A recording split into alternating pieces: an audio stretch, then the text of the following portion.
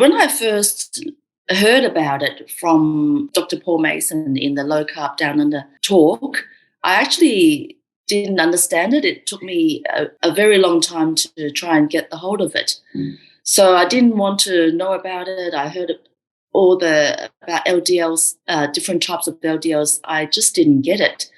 So I actually refused to know about it for maybe a month or two. Then I wanted to understand it, and I went back into the YouTube talks and I looked at different speakers and different ways of explaining it. Then I started to realize that we really should measure the different types of LDLs rather than understand that all the LDLs are bad to us.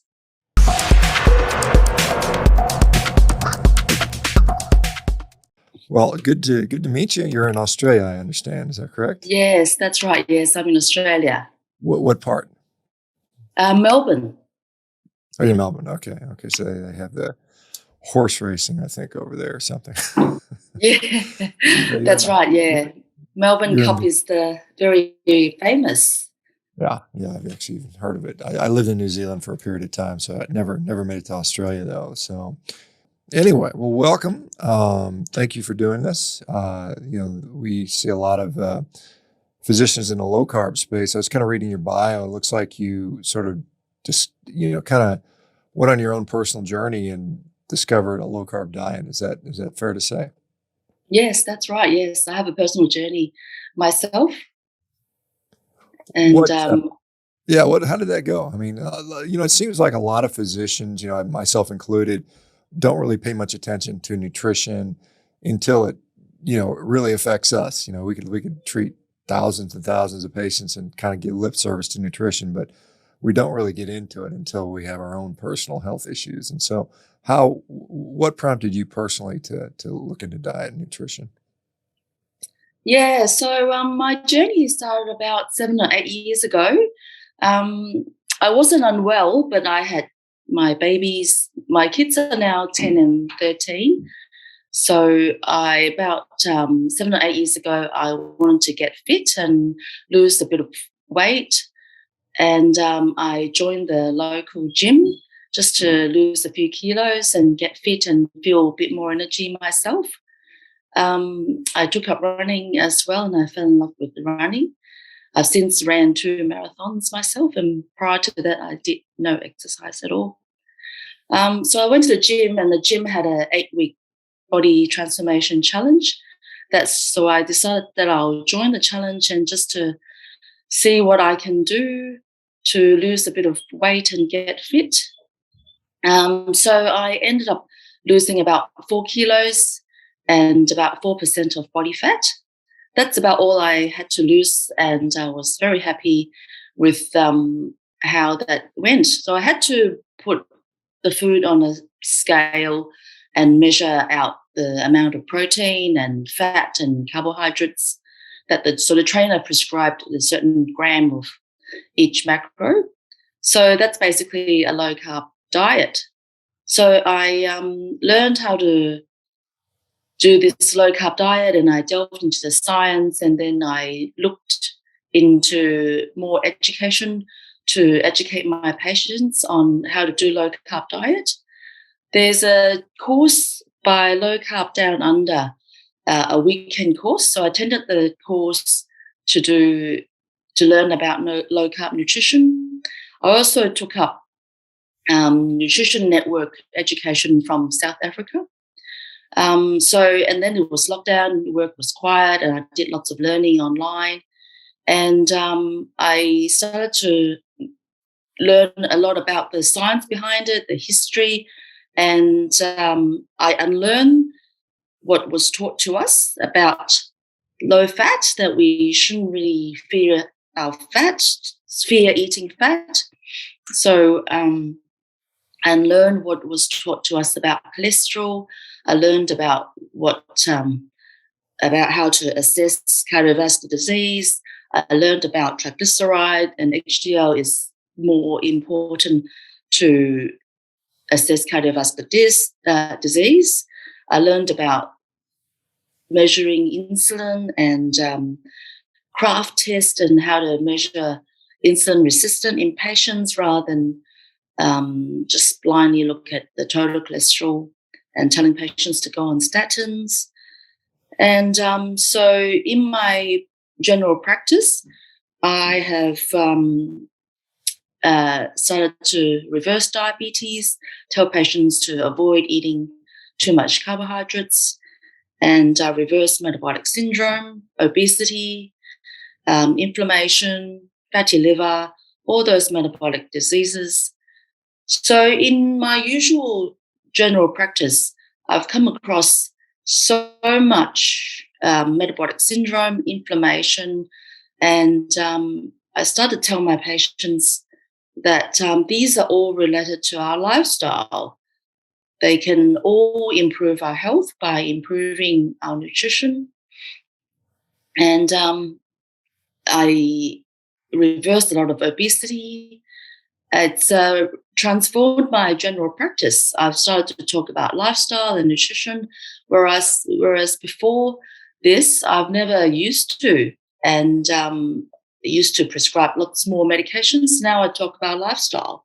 So it's transformed my medical practice. It's I've come to an amazing journey, and yeah.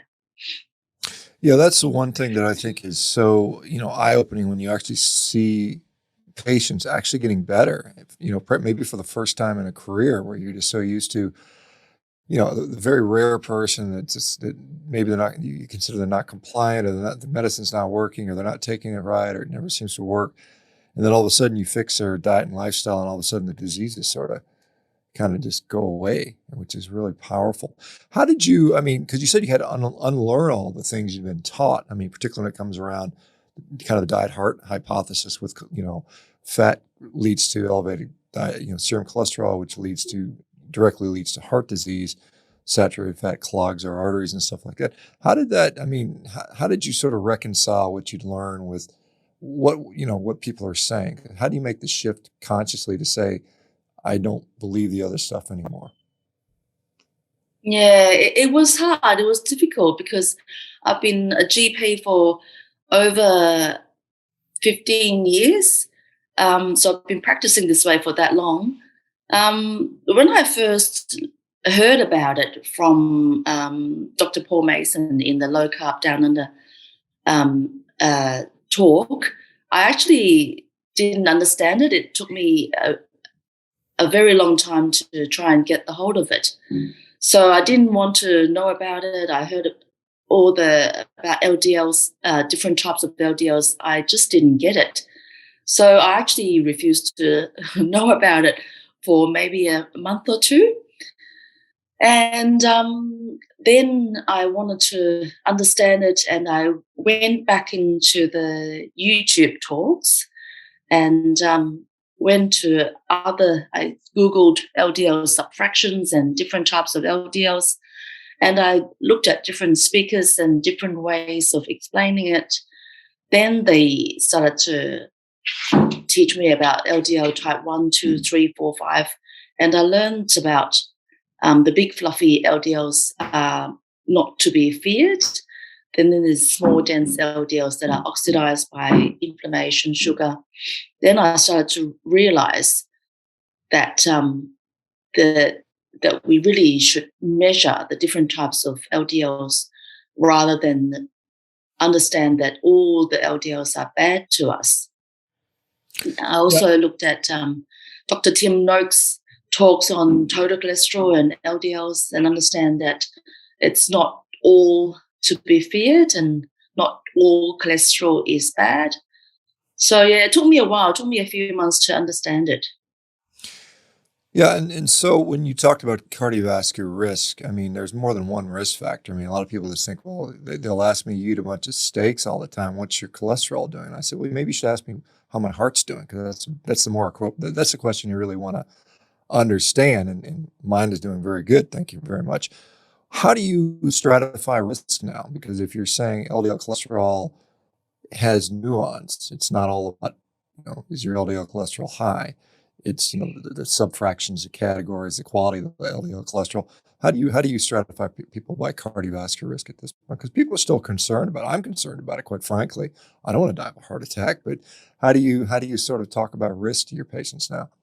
Yeah, yeah. So I've learned that it's not about one number. It's not about the LDL. It's not about the total cholesterol. It's about the whole patient. So I try to incorporate all the risk factors. If there's any signs of metabolic syndrome, so metabolic syndrome includes uh, the weight, the waist circumference, HbA1c. Then there's the triglyceride level, the HDL, high density lipoprotein level, and if they have um, how their fasting glucose are going, and the blood pressure. If there's any concerns, then I also look at the calcium artery score. I've just started to organize this coronary calcium score and assess that. So I look at the whole person and their diet and their lifestyle to assess the cardiovascular risk rather than just look at the cholesterol and the LDL. So yeah, I've learned a lot in the last couple of years. What and it's interesting to talk about academically. You can say, well, maybe we should, maybe just consider LDL as one small risk factor where we have these, 10 or other components that are important, and how we sort of choose to rank order those depends on which paper we're reading. If you look at the Women's Health Initiative, they'll say diabetes is our biggest concern here. But what have you seen, like, practically, now that you've been employing it with your patients? I'm sure local cardiologists would disagree with you. They probably like, hey, what are you doing? What has your experience been with actually being a physician in the trenches, so to speak, and using this new paradigm? Um, it's it's amazing. So with knowing all these metabolic markers, it's I've reversed lots of metabolic diseases. I've told patients to avoid carbohydrates, measure the insulin, and see if there's any signs of insulin resistance, metabolic syndrome. And a lot of these patients, they reduce their carbohydrates and their insulin actually come down.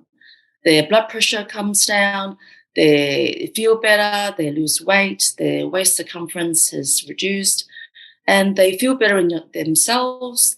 And I actually feel like that's changed their lifestyle. They sleep better.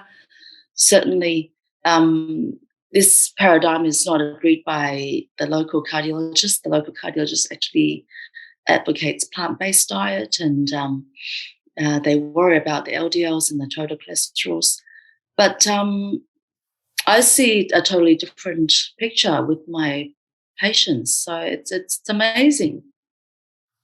Yeah, and I think one of the things is, cardiology is pretty myopically focused on cardiology, as they should be. I mean, that's their whole world, and they can't see maybe the autoimmune and the fatty liver and there's so many other things that are out there, the quality of life type things, and they all probably impact. I mean, the autoimmune diseases probably lead to heart disease in some cases, and so do certainly fatty livers has a good association there. But so what do you do? I mean, because we see this all the time. Somebody goes on a low carb diet, whether it's a ketogenic diet, even a carnivore diet, and their markers will all look great with the exception of LDL cholesterol rises. How do you manage that situation? Do you sort of tell them to do something different to lower the LDL cholesterol? Do you ignore it completely, or how do you manage that? Um, it's certainly quite tricky, and I myself have actually, my cholesterol has gone up very high, and my own LDL has gone up very high through doing low carb. And my previous cholesterol profile is actually don't have high cholesterol or don't have high LDLs. And I do see a lot of patients who's gone on low carb and their cholesterol has skyrocketed and their LDL's gone up. So again, I look at their triglyceride And I discussed that the triglyceride is a more important marker of cardiovascular disease. I look at the HDLs, and if there's any concerns, I order the LDL fractions and see if their type 1, type 2 LDLs are the predominant LDLs, and if hopefully they've got very little small dense LDLs. A lot of my patients who's gone on to low carb, who did the LDL fractions, actually have a very favorable, and we call it a type A LDL subfraction. So that's quite a favorable LDL profile. So then I also incorporate a calcium artery score.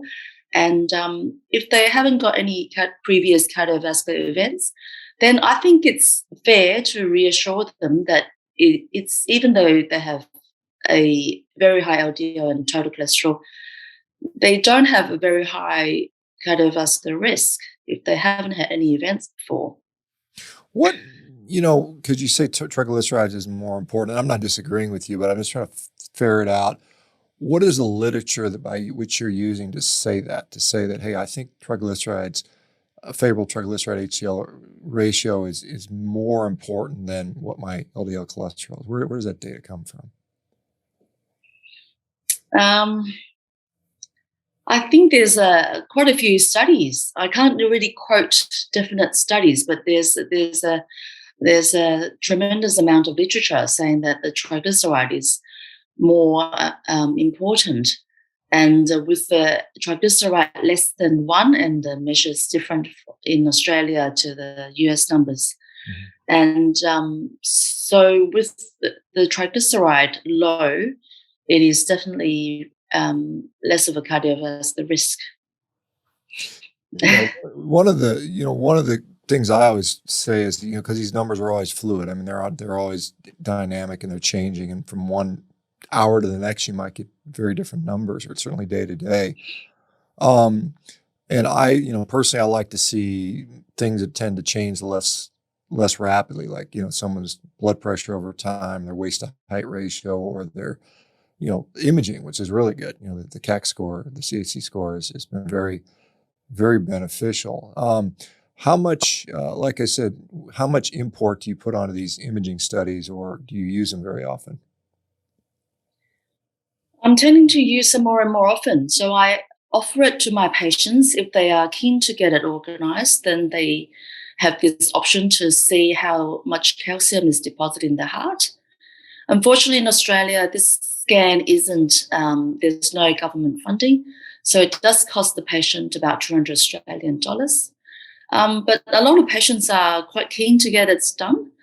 If the calcium score is 0, that's actually very, very reassuring to the patient that they don't have much cardiovascular risk. And with the power of 0, and which I actually myself have tested my own calcium score, and my own calcium score is 0, and with no previous cardiovascular risk, there's no previous heart attacks or strokes. I think that's pretty reassuring that they have very, very low risk of cardiovascular risk. So yes, I do offer it to my patients a lot. Yeah, there was I think just a really big study came out, I believe, Denmark, just very recently, looking at that same question, looking at coronary artery calcium scores stratified against LDL cholesterol across the board, and they saw that the 0 coronary artery calcium score was very, very well associated with low risk for events, stroke, heart attack, or sudden death. And so that was reassuring with that. How do you find that, because we've talked a lot about, a lot of the low carb diet has been prescribed for diabetes. There's a lot, even in the United States, the American Diabetes Association has grudgingly accepted low carb as an option, and they don't promote it, but they say in the fine print, yeah, you might want to use a low carb diet. They don't really go on to say that it's beneficial or anything. Do you find that these diets impact a wide variety of medical conditions outside of diabetes and maybe looking at heart attack risk? Yeah, absolutely. Yeah. So I think this low carb diet affects lots of medical conditions. I usually, when the patients come in to see me, I usually start off with they should get rid of the sugar, they should get rid of the refined carbohydrates at least, and processed foods. So I think that's agreed by most doctors that if we get rid of all those foods, even if they don't go low carb, even if they go to eat their real food, um, uh, they can improve on lots of medical conditions. So these medical conditions include a variety of medical conditions, including hypertension and even mental health disorders, obesity, polycystic ovarian syndrome, arthritis, inflammatory conditions, autoimmune conditions, osteoporosis, menopause symptoms. So even if they don't go low carb, if they eat real food, good healthy carbohydrates, they can improve their health just with eating real food. But if they go a little bit lower carbs with even if they go to less than 100 gram of carbohydrates, then they can get more benefits. If they go lower carbs, then they can get even more benefits with reducing inflammation, improving their health, get better sleep, reducing their weight.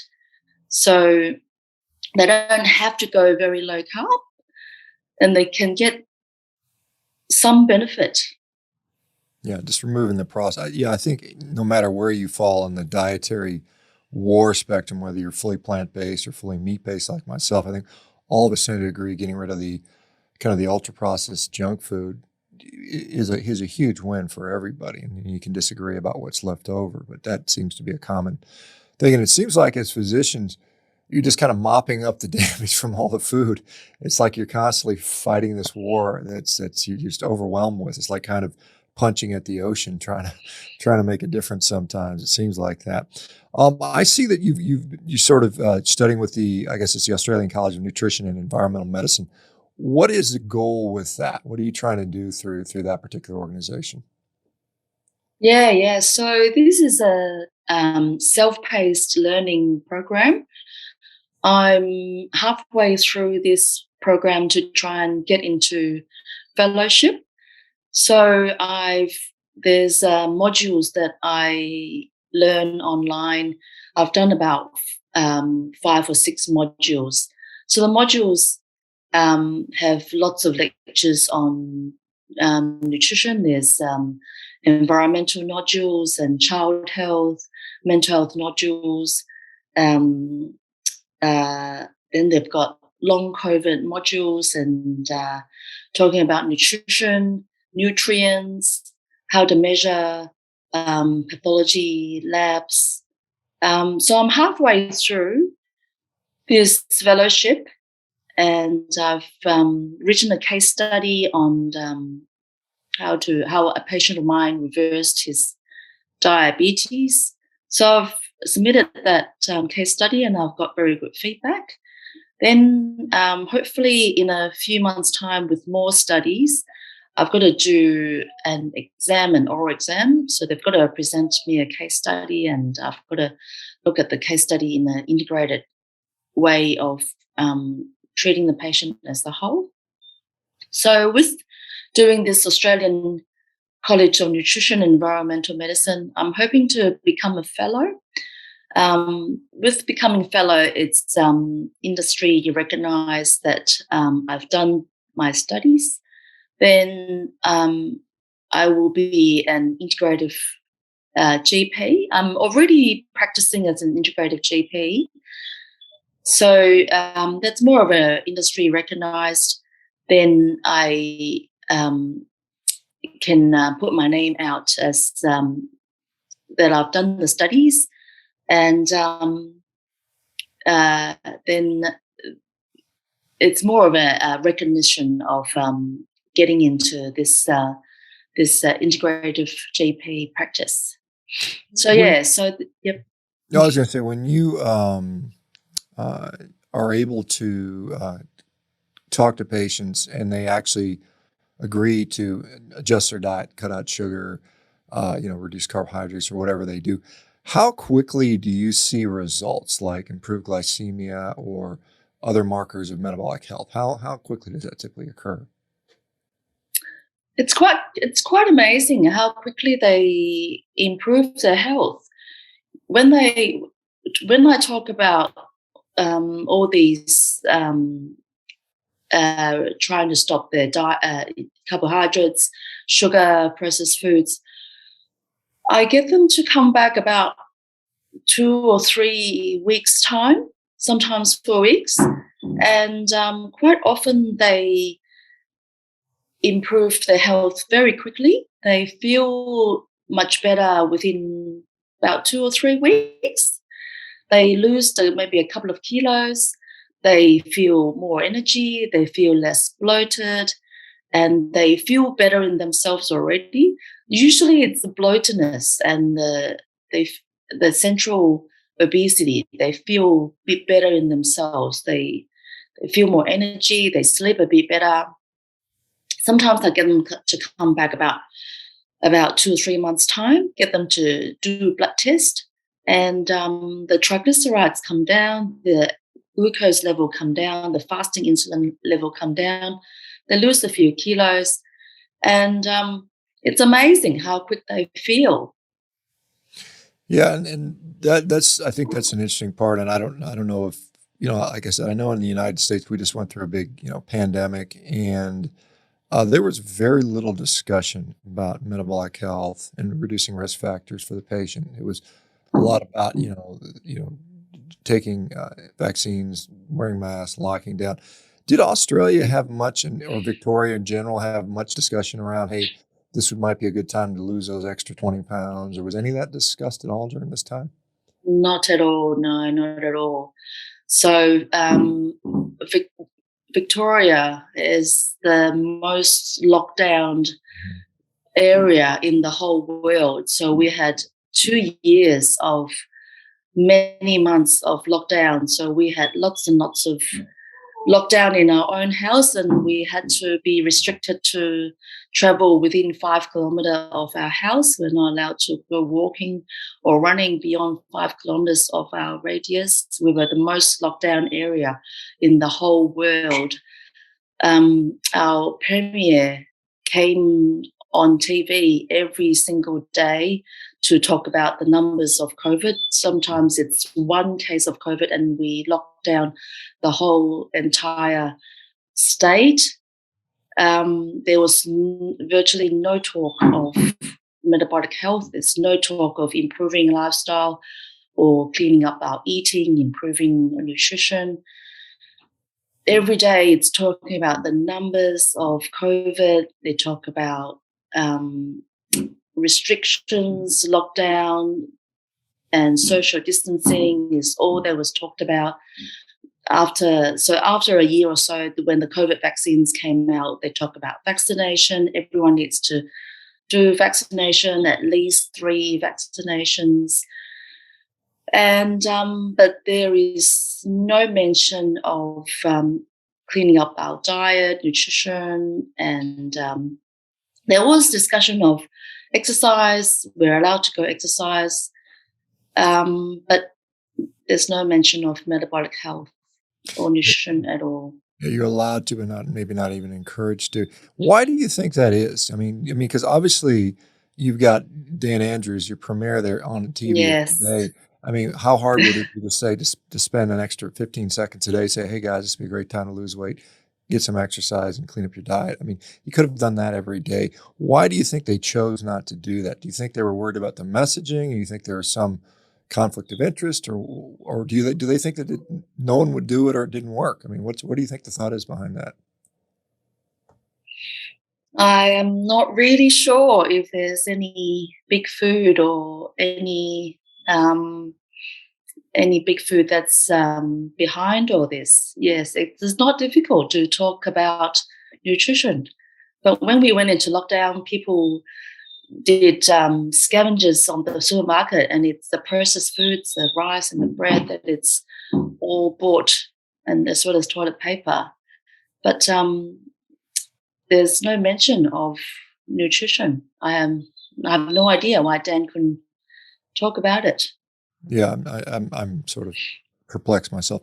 And in fact, I remember reading articles that came out of the UK that actually recommend that you do not go on a diet. And you should enjoy those comfort foods because it's a stressful time and you should eat your extra double cream, whatever, and eat your pies and that sort of stuff to say because it's stressful, we should comfort eat, which, in the US, and I don't know how accurate it is, but some people suggest that the average American gains something like 15 kilos, which is obviously not a good thing. We're already too darn obese as it is. And so Yes. what, as far as, what does your personal diet look like today? Just out of curiosity, you're, obviously low carb. I'm assuming you're low carbohydrate. What do you eat on a day-to-day basis? So my diet's quite stable for the last couple of years. So I practice low carb. I'm not terribly strict, but my weight has been stable and I have good energy. I sleep well. So I usually have 3 meals a day. I avoid snacking. I found out that fasting isn't that good and I get hungry, so I don't usually worry too much about it. So I eat breakfast, lunch, and dinner. My typical meal for breakfast would be 3 eggs with a little bit of avocado and sometimes a bit of cheese. I make into an omelette. So I discovered 3 eggs is fantastic to maintain my energy through the whole morning. If I eat 2 eggs, that's not enough. So I scrambled 3 eggs. I find that I do it very quickly in the rush of the morning. So in typical morning is I go and do my exercise. I wake up at 5 or 5:30, do my running or home gym workout, do the exercise. Then I've got to drop kids off to school and cook my own breakfast, rush to work. Then I would eat a leftover for lunch. A typical lunch would be a leftover meal from the night before, a meat and veggie-based lunch. Then I avoid snacking from lunch to dinner. Dinner is, again, meat and veggie. I cook for my family. My family is not entirely low carb. They do eat a little bit of carbohydrates. My teenage kids would eat potatoes, sweet potatoes. They eat a little bit of bread. I try to convince them to not eat so much, but it's a constant battle. The typical dinner is steak or sausages, slow-cooked meal, chicken, and a bit of veggies. And it's a quick meal. I work full-time, so it's a very easy, quick cooked dinner. And on weekends, I cook a little bit more leftover, and sometimes on weeknights, I cook the leftover. I'm busy. I cook lots more on weekends to try and have leftovers on weekdays. Yeah, it sounds like, and how important, I mean, you feel to your own health is your ability to choose the nutrition you want. I mean, how big of a difference does it make to your quality of life right now? I think it's important. I feel fantastic eating this way. I feel like I've got lots more energy compared to a few years ago. And because I exercise and I run, I want to continue to be fat adapted so I can keep doing my running races. So if I eat a bit more sugar, sometimes I do a little bit more sugar because social events, I just don't be too strict on myself. Then I do feel a little bit less energy when I go running the next day. So I think it's important that I keep myself fat adapted and switch fuel as needed in my exercise regime. And I feel much better going this way. I'm looking at your diet, eggs in the morning, leftover meat for lunch, and then meat and vegetables for dinner. A reasonably decent amount of protein. Do you target to try to get a certain amount of protein in a day, or do you have thoughts strongly about, do we eat too much protein, not enough protein? What are your thoughts regarding protein? I do try and prioritize my own protein. I don't measure. I just have a ballpark figure that each meal I want a decent amount of protein. I have a big steak and sometimes steak and sausages, and majority of my meal is protein. I have, as I said, 3 eggs. Sometimes if I don't have enough, if there's not enough meat in that meal, I add an egg or boiled egg. So yes, because I've had previous fracture through running, I am a little bit osteopenic. So I worry about my protein intake. I prioritize my own protein intake, and for my kids as well, because they're growing. I want to make sure they have a decent amount of protein. So yeah, no, I don't worry about too much protein for myself and my kids. Yeah, that's something that, you mentioned osteoporosis, and as an orthopedic surgeon, I really, even in my education, we always talked about calcium, maybe a little bit about vitamin D, but protein was really never thought. If I go back and look at the orthopedic tests, they don't really talk about it very much. And now it's pretty clear that, bone is type 1 collagen, and there's a lot of it. It's about 40% of the mass of the bone, depending on what part of the bone you're looking at. And so it's very, very important. And I do see, within this community of people that are eating a lot of meat, improvements in osteoporosis, which I think is really kind of neat thing to see. So with that regard, how, you talked about it's important to you, and yet there are people, and I don't know how successful they'll be, but certainly we hear them a lot. They're making a lot of noise that we all need to give up or dramatically cut our consumption of meat, particularly red meat, to save the world, to save the planet from the oceans boiling or something along those lines. What are your thoughts when with that sort of, I guess, sort of desires that some people have? Um, it's a constant battle in my general practice. Quite often, the patients come in, they worry about the environmental impacts of red meat. They don't want to eat the red meat, and they worry about um, the environment. I think it's nutrition, because humans need the meat. The protein is the king. We need to prioritize our protein intake for our health. And even with the environment, if we pick the right meat, if we pick the grass-fed meat, if we go to the good farmers, it's actually important for the environment. My husband we actually own a farm with grass-fed beef. So we actually promote grass-fed cow raising. So that's important for our environment because it's a natural process. The cows feed on the grass, and it's important for the cow manure will go into the grass. It's a normal cycle of the environment. So no, I don't think it's good to not eat the beef. Yeah, I agree with you on that 100%. Yeah, I think they're being unfairly scapegoated, and I think there's bigger issues if we're concerned about greenhouse gases or other environmental issues. I think cows are not the main target as they're being made out to be. But do you find, so let me go on the other end of the spectrum, because as a general practitioner, you've seen a lot of patients. Some of them would have been on vegan plant-based diets. Have you seen any consistent issues with those folks? Are they just as healthy as everyone else, or not as healthy as everybody else? Well, I mean, everybody's pretty unhealthy these days. I mean, where do you see that? Or do you see any specific benefits or problems with those guys? Yeah. Just personally anecdotal, and I haven't got any studies or data to support myself. I have found that vegan people have a bit more mental health disorders. They have depression, anxiety, and some of them come in with ADHD. They worry about ADHD. And that's just personal experience, anecdotal.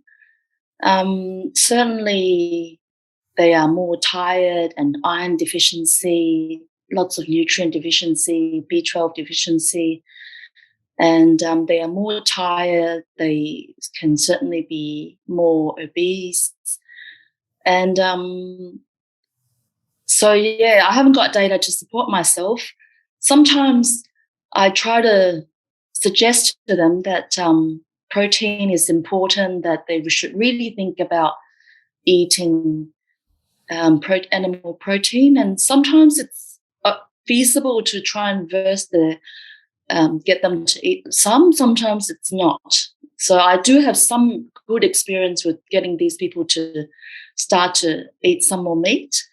And the few that have come back saying that they actually feel a bit better, a bit more energy, the chronic pain have reduced, and they sleep a bit better.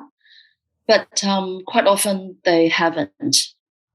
Yeah, I mean, you say it's anecdotal and you don't have to say, but there are actually a number of studies that show, certainly correlations between iron deficiency anemia, higher rates of mental health disorders. I mean, those are out there. There's several in the literature that have shown that. So it's just interesting that your experience kind of matches what we already kind of know, and that's that's there for a reason. What other you mentioned you're running marathons. As far as like I guess for the general person wanting to be healthy, obviously nutrition plays a role.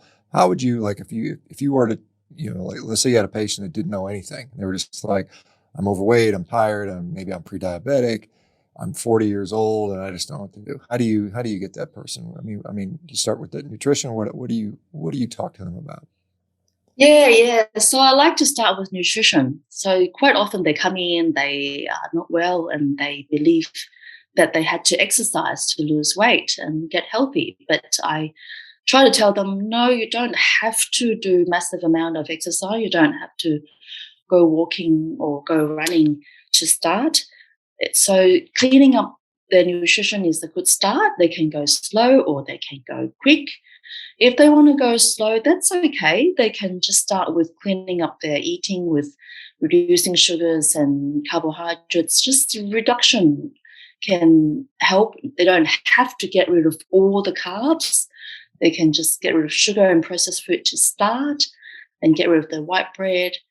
And then they can get rid of the soft drink and they get rid of the snacks. So even just some time-restricted eating and start with some intermittent fasting. Sometimes they come in, they have 2 or 3 coffees between their breakfast and lunch. Getting rid of the coffees and drinks between the meals can be just a very easy start. So they don't have to go drastic. But if they want to go drastic, they can. They just might have to they might experience some withdrawals or keto flu. They might have to start with a bit of increased salt or electrolyte to get through the keto flu. But if they start with improving the diet, then quite often they would have a bit more energy. They can start with a bit more exercise, go for some walks and maybe some gentle running, or start some weight training. They don't have to do a lot. They can just start with a little bit at a time in small steps. Quite often they can sleep a bit better. They can improve on their mindset. Their mental health improve. They can do a little bit of mindfulness, meditation, and their overall health can improve drastically. Your practice, I mean, I know, and many people in practice, it's a new patient visit, 30 minutes, maybe an hour if you're lucky, and then there's a lot of 15-minute follow-up visits. A lot of times it's not enough to really truly get someone to get it, to understand what you need to do. So what kind of supplemental stuff do you utilize? Are there any sort of people that can help? Are there coaches or community support groups that you refer people to or have access to? Yeah, absolutely. Yeah. So my appointment's actually very quick. It's a very quick practice, and I'm trying to transition to make the consultation longer.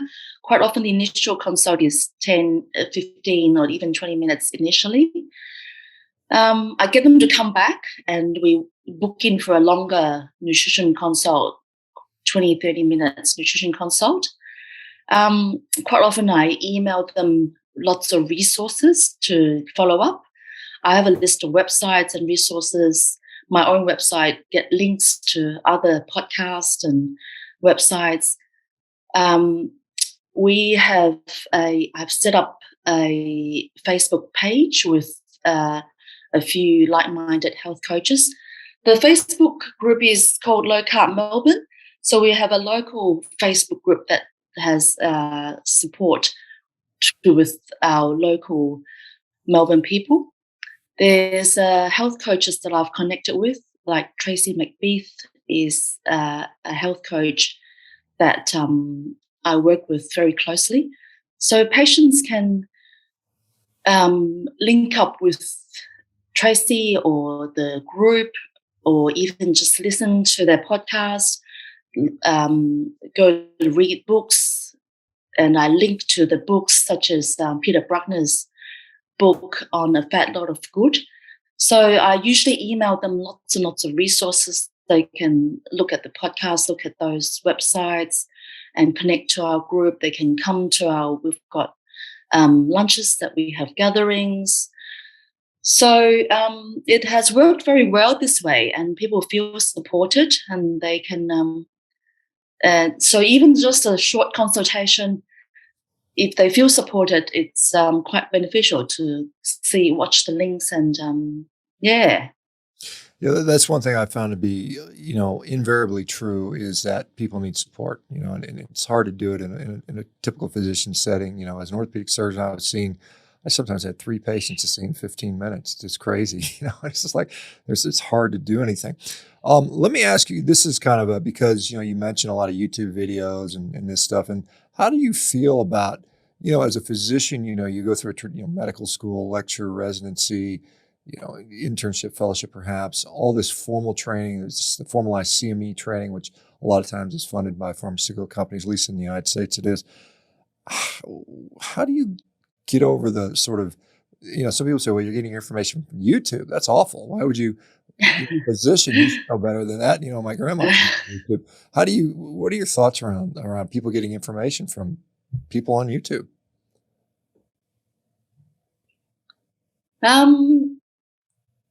I think you just have to know where you're getting the information from. So I usually follow the connections. So there's Low Carb Down Under. They organize the conferences. They invite the big names of those people who are connected to in the low carb space. So I'm getting more and more knowledgeable on who I need to follow.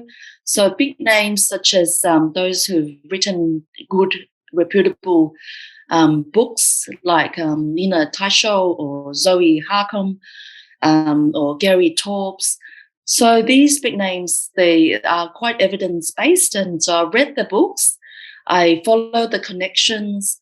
Then there's other connections. So the YouTube videos that are posted by reputable low-carb organizations like Low Carb Down Under, Low Carb USA, or then I tend to follow those people. So it's not just any YouTube videos that I follow.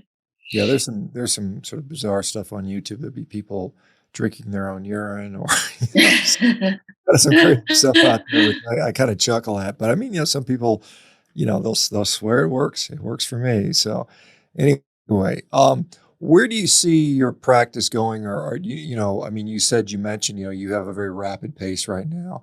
How would you like to change that? And if you could set up your ideal practice, what would that look like?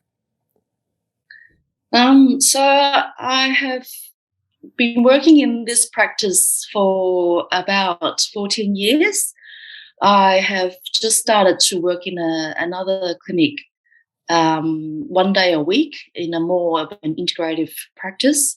So the consultations have become longer. The initial consultation has become 45 minutes.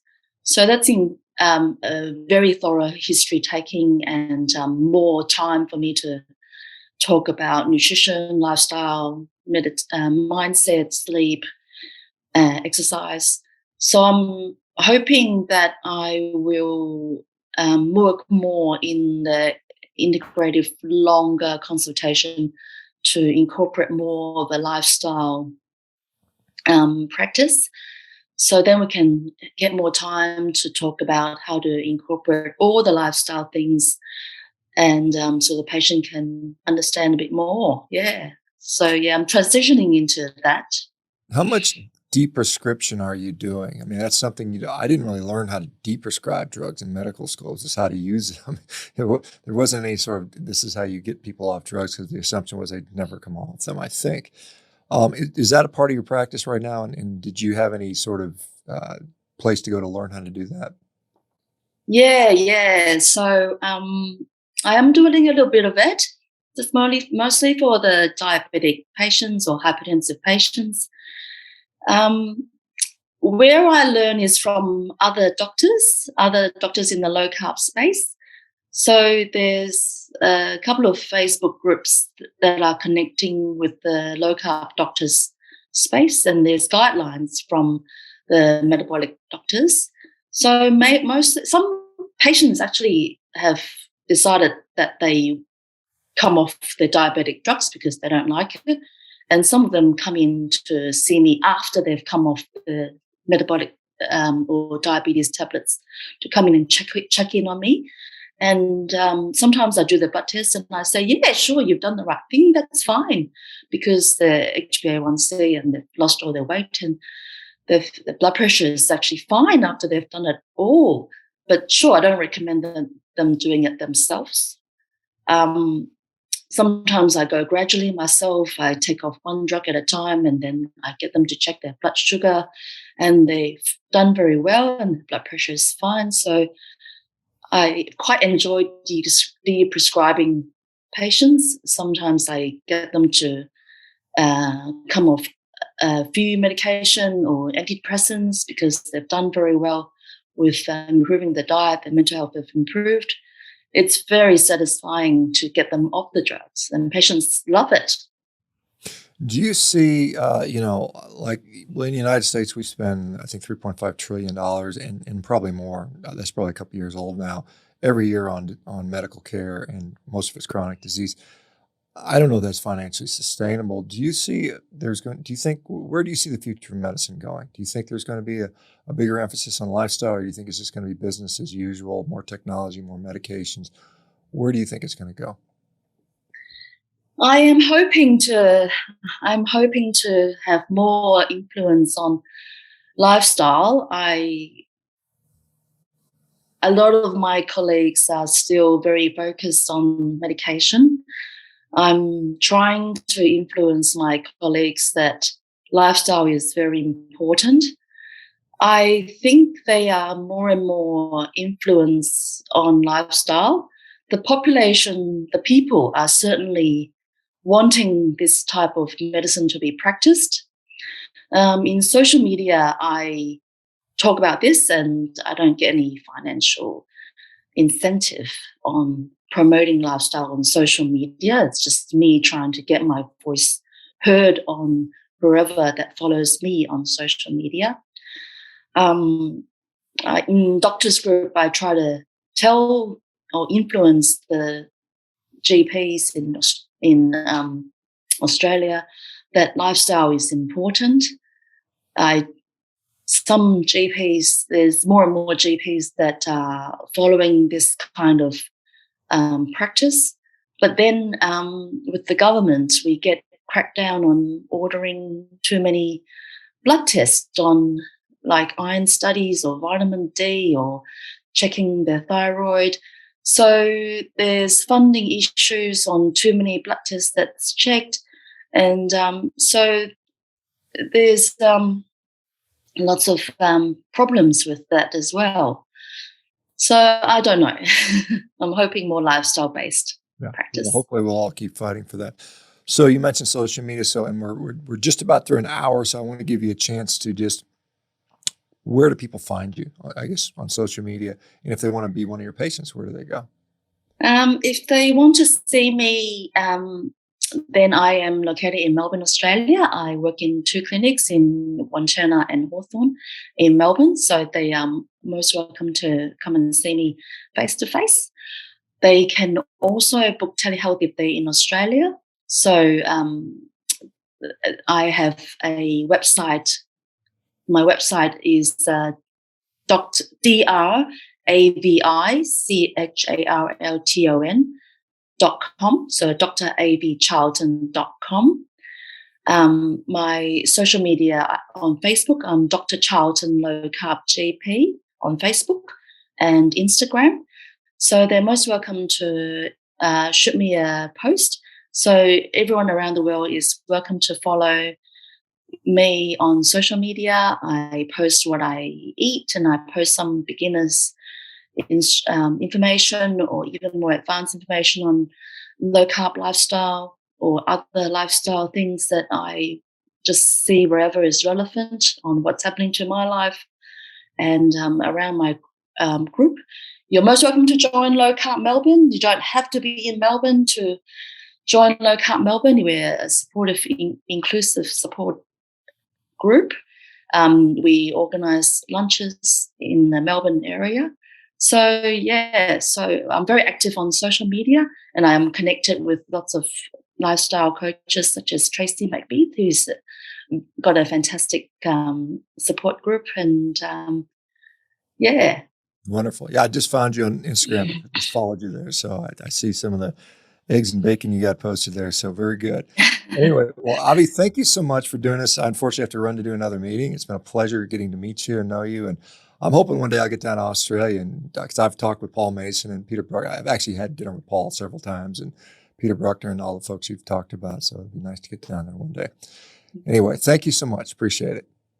Thank you for having me, Shawn. It's so lovely to talk to you. Thank you. That was great. All right, guys. We'll see you guys tomorrow morning for the rest of you folks. Bye-bye. Bye-bye, Avi. Have a great rest of your day. Bye-bye.